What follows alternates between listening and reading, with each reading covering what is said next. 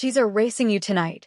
The words were a ghost of a sound, a tiny puff of air against the sensitive skin behind her ear, almost lost in the grand, orchestral swell of a string quartet playing somewhere across the vast marble floor.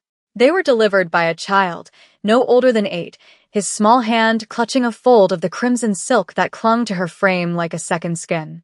He stood beside her, pretending to admire the towering ice sculpture of a swan, but his dark, intelligent eyes were fixed on a point across the room. Zara Washington did not flinch, did not turn. Her training had hammered out of her any instinct for sudden movement, replacing it with a fluid, preternatural stillness. She was a statue in red, a splash of vibrant, living color amidst a sea of muted black tuxedos and glittering, champagne-colored gowns. The boy's whisper was the first crack in the perfect, polished veneer of the evening. It was a dissonant note in the symphony of wealth and power that filled the grand imperial ballroom. She allowed her gaze to follow the boy's, a slow, deliberate pan that betrayed nothing. Her eyes slid past laughing politicians and stoic business magnates, past crystal glasses brimming with golden liquid, until they found their target. A woman, impossibly elegant, draped in silver sequins, her black hair a severe, glossy sheet. She was clinging to the arm of a powerful man, the host of this opulent affair, Mr. Kong. The woman's name was Su-jin. The boy's name was Min-jun. And the man she was clinging to, the man whose empire was built on shadows and whispers, was his father. Min-jun's small fingers tightened on her dress for a fraction of a second, a desperate, childish anchor, before he let go and melted back into the crowd, a small shadow swallowed by larger ones. Zara was alone again, armed with a child's cryptic warning. Erasing.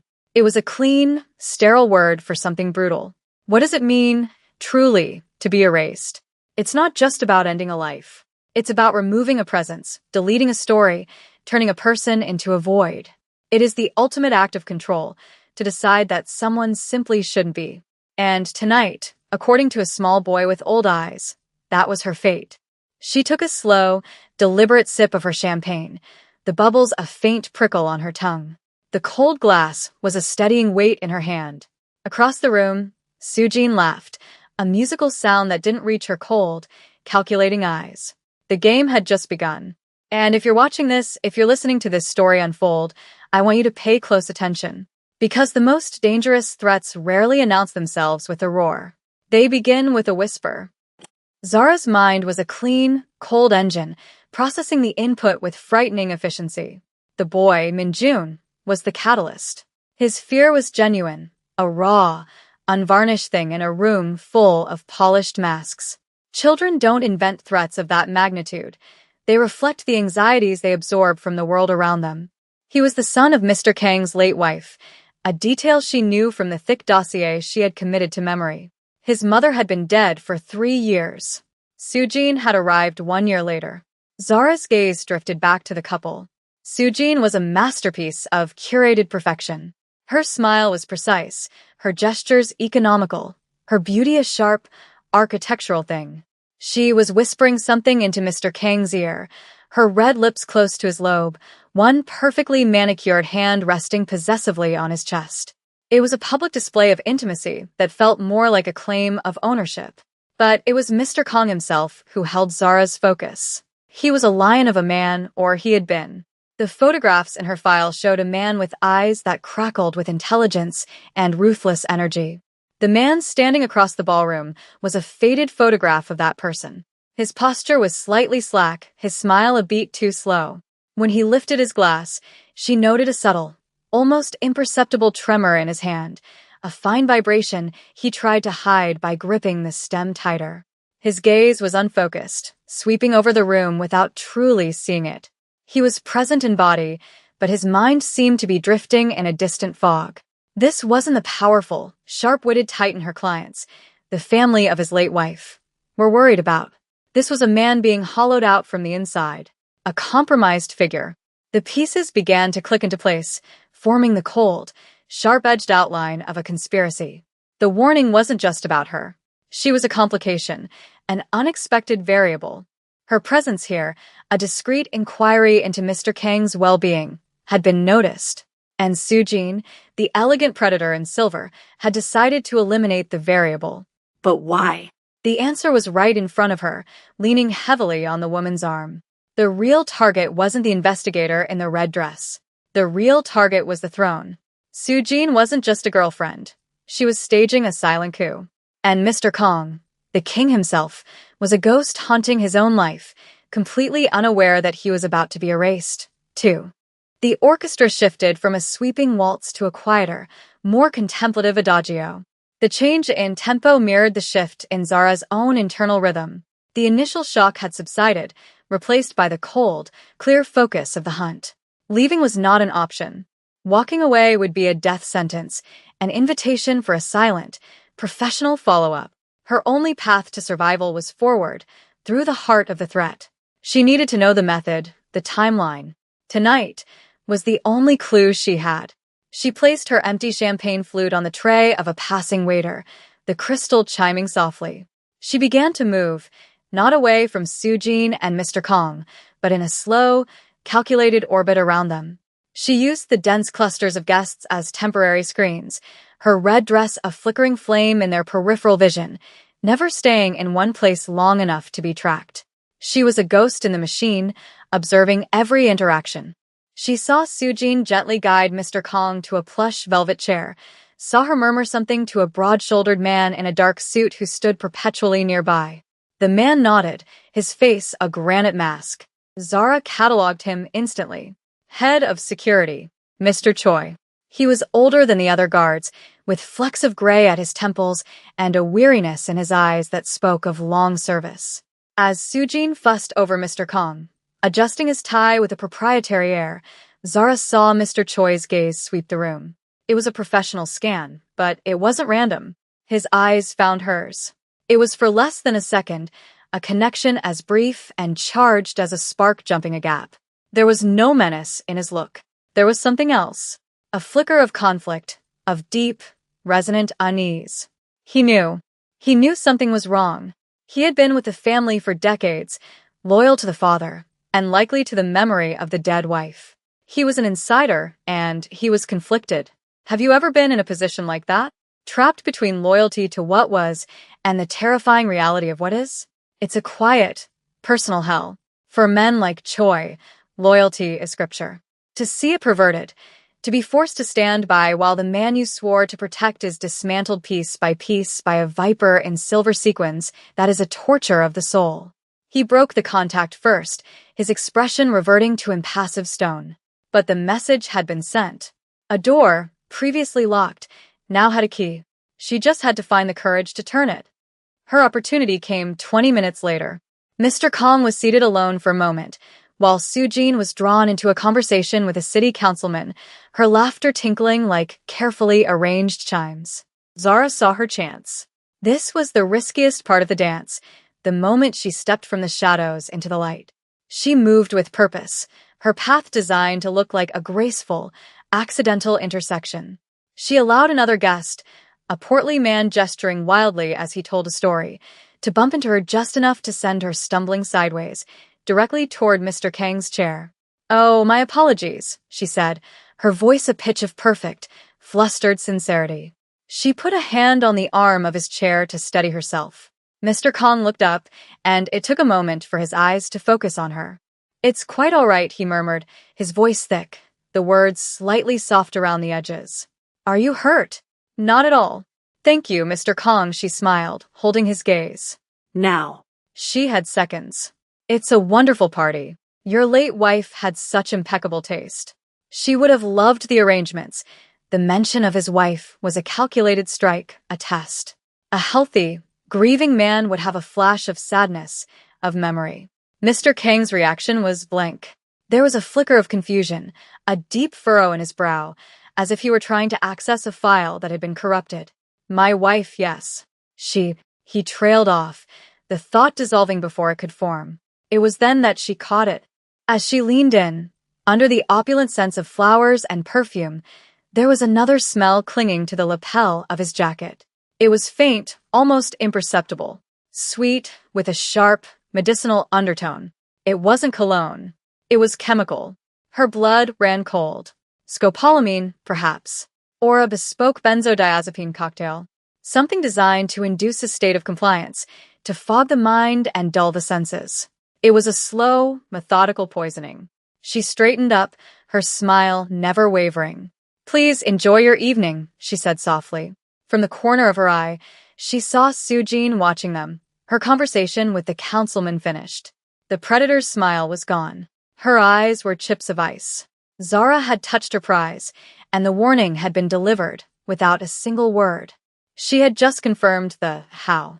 Now she understood the urgency. Tonight wasn't just a threat, it was a deadline. Zara moved away, melting back into the relative anonymity of the crowd. Her heart hammered against her ribs, a frantic drumbeat beneath the calm exterior. She had confirmed the method and provoked the antagonist. The clock was ticking, and every passing second felt like a grain of sand slipping through her fingers. She found a position near a marble column, affording her a view of the main floor while keeping her partially obscured. She needed to think, to recalibrate. Choi was the key. The brief, desperate connection they'd shared was her only hope for an ally within the fortress walls. But she couldn't approach him directly. It would be too obvious, too dangerous for them both. She had to trust that his conflict was strong enough to make him act. She waited. The minutes stretched, each one a taut wire of suspense. She watched Sujin return to Mr. Kang's side, her movements smooth and possessive as she offered him a fresh glass of water. A glass she had poured herself from a carafe brought by a specific waiter. The poison was being administered right here, in plain sight, masked as an act of caring devotion. It was audacious. It was brilliant. And it was utterly terrifying. Then it happened. Mr. Choi spoke quietly to one of his subordinates, gesturing toward a hallway leading away from the ballroom. The younger guard nodded and moved to stand watch. Choi then began his own slow patrol along the perimeter of the room. His path was deliberate, bringing him closer and closer to Zara's column. He didn't look at her. He kept his gaze forward, his posture rigid.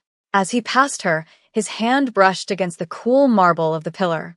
When he was gone, a small, folded piece of heavy linen, a corner torn from a cocktail napkin, lay in the shadowed recess at the base of the column.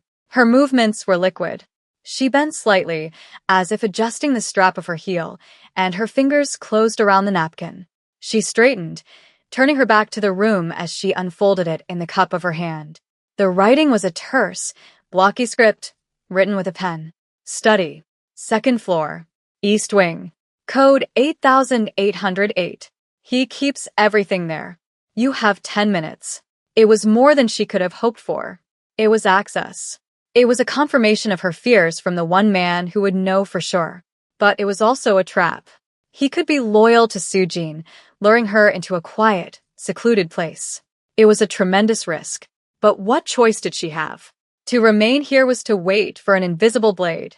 To act was to walk toward a visible one. The choice was clear. The note was a testament to a man's breaking point. Mr. Choi had served a king, not a queen regent. His loyalty had finally found its true north.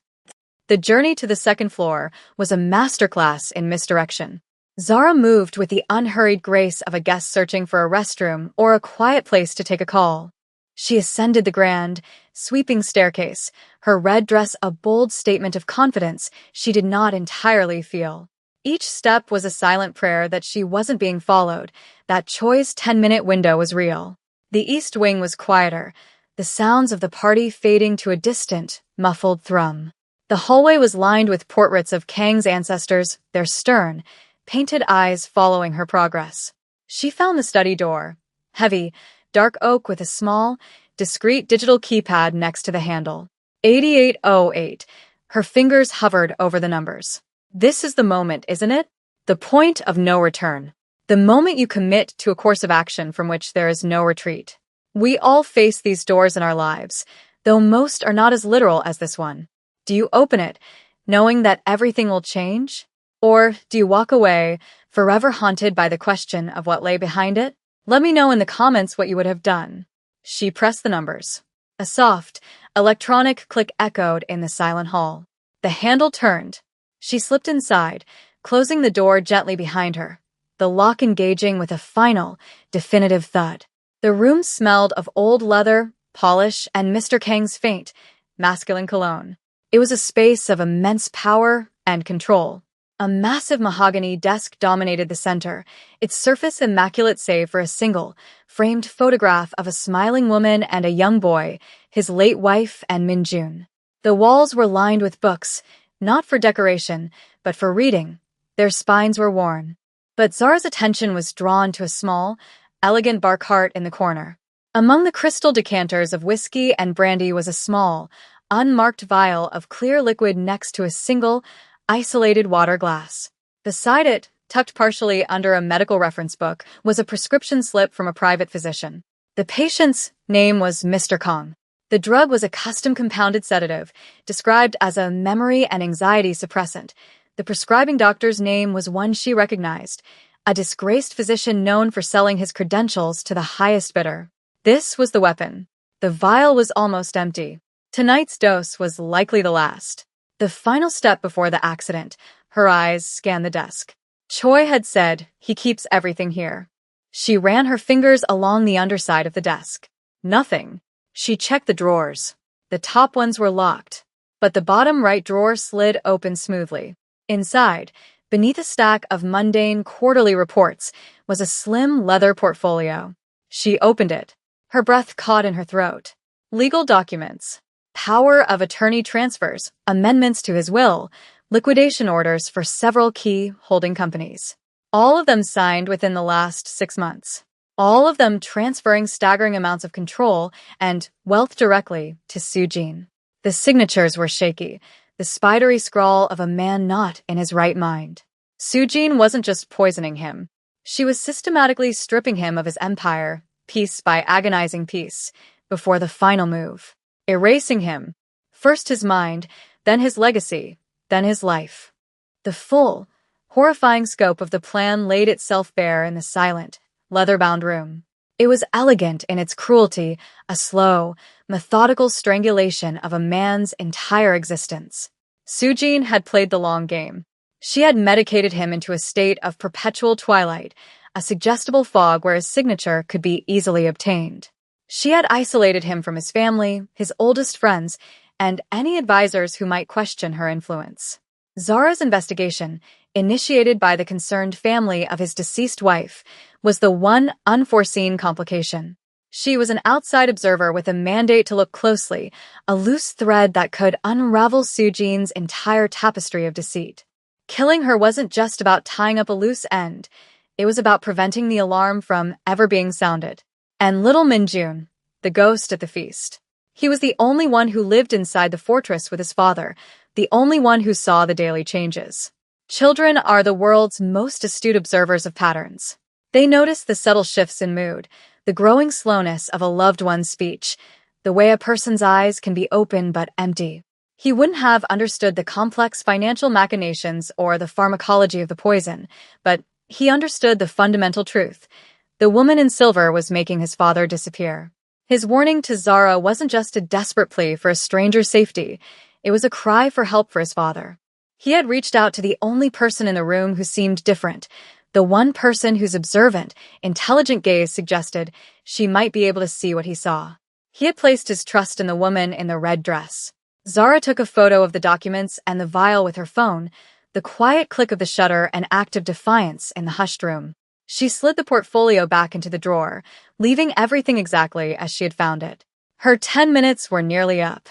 She had the proof. She had the what, the how, and the why, but knowledge without action is meaningless. She now faced the most dangerous part of the evening, returning to the lion's den, not as an observer, but as a disruptor. She had to confront Soo-jin, not just to save herself, but to pull Mr. Kong back from the precipice before he was pushed over the edge. The fate of an empire, a father, and a brave little boy now rested entirely on her shoulders. Returning to the ballroom was like plunging back into a warm, deceptively calm ocean. The music was louder now, the energy of the crowd rising with the late hour. Zara moved through it all, a crimson phantom on a mission. Her focus was singular, a laser beam cutting through the noise and distraction. She saw them near the French doors that led out onto a sprawling terrace, overlooking the city lights. Soo-jin was holding a glass of champagne, Mr. Kong a glass of water. The same one from the bar cart. She was sure of it. This was the moment. There would be no other. She approached them directly. There was no more need for subtlety, no more room for stealth. The time for observation was over. The time for confrontation had arrived. Mr. Kong, she said, her voice calm and clear, cutting through the nearby chatter.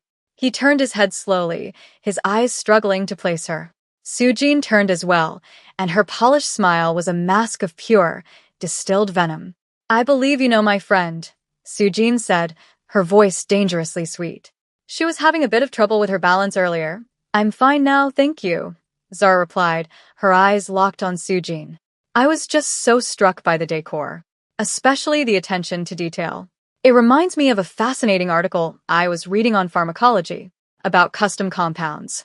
Specifically, a drug sometimes used for memory suppression of flicker. A tiny, almost imperceptible tightening around Sujin's eyes. It was the first crack in the porcelain facade. Zara pressed on, her voice dropping to a near whisper, for their ears only. And the complexities of international finance. For example, transferring assets from a holding company in Seoul to a private account in the Cayman Islands. It requires such a steady hand. A signature that isn't shaky.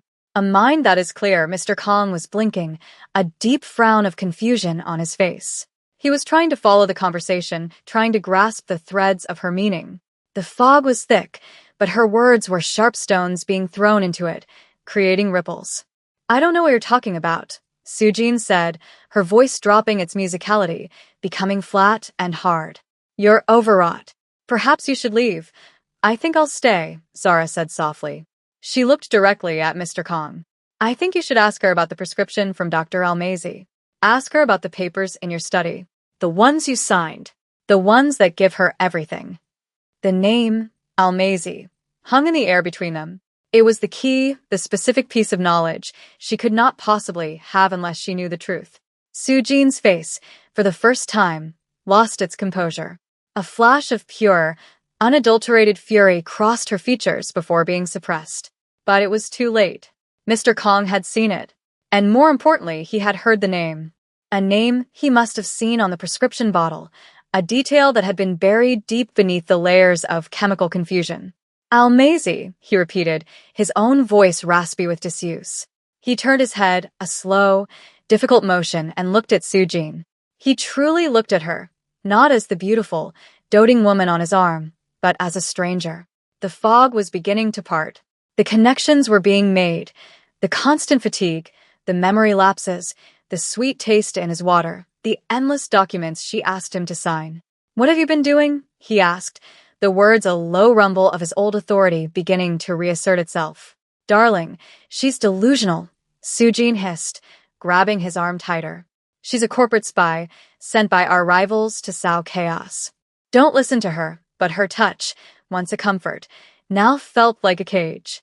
He pulled his arm away, a small but seismic act of rebellion.